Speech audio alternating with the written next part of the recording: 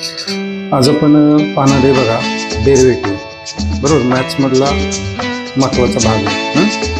मग आता इथं क्वेश्चन कसा असतो, फाइंड द डेरिव्हेटिव्ह. आता या डेरिव्हेटिव्हचे वेगवेगळे फॉर्म्युले आहेत, त्यातला फक्त एक फॉर्म्युला आपण पाहणार आहे. फॉर्म्युला असं बघा, समजा एखादं फंक्शन आहे एक्स रेस टू n, बरोबर, आणि या फंक्शनचं आपण डेरिव्हेटिव्ह घेतले विथ रिस्पेक्ट टू एक्स. त्याला वाचायचं काय, dy dx of x raise to n which is equal to, याचा डेरिव्हेटिव्ह कसा असतो, जी पॉवर आहे पुढे येते n into x raise to, आणि याच्या पॉवर मधले एक वजा होतो म्हणजे n मायनस 1, बरोबर. म्हणजे dy dx of x raise to n is equal to काय n into x raise to n minus 1. आता याचे काही एक्झाम्पल आपण समजा dy dx ऑफ एक्स रेस टू 2 आहे, बरोबर.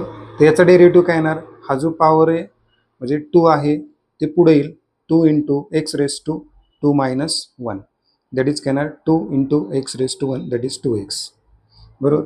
Second example d by d x of x raise to 4, power पुढे येणार 4 इंटू एक्स रेस टू, पॉवरमधनं एक वजा होणार 4 मायनस 1, दॅट इज काय येणार 4 into x raise to 3, 4 into x raise to 3.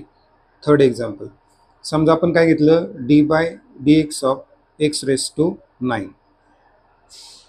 Power किती आहे 9, 9 येणार पुढं एक्स रेस टू 9 मधनं एक वजा करायचं 9 minus 1, that is 9 into x raise to 8.